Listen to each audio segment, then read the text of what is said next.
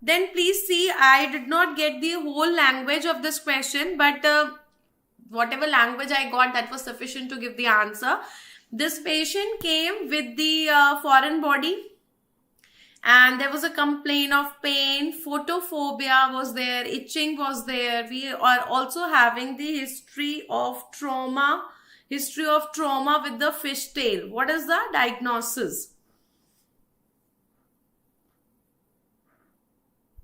What is the diagnosis? So whenever we have history of trauma with the vegetative matter, what do you get? Whenever we have history of trauma with the vegetative matter, that means we are having the fungal ulcers. History of trauma with the vegetative matter, can be the animal tail, or it can be any plant material. Anything can be there. So they have directly given you the history of trauma with the animal tail here. So it's a fungal ulcer. And anyhow, even if you could not make the diagnosis that whether it's a bacterial ulcer or whether it's a fungal ulcer, then also you know that this is actually hypopion. Hypopion means we have the pus in the anterior chamber.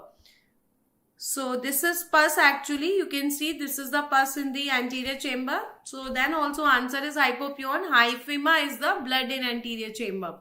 So you can see this is not blood in anterior chamber. Rather it is the pus in anterior chamber. Then you should also know what are the important features of the hypopion in the fungal ulcer. It is always non-sterile.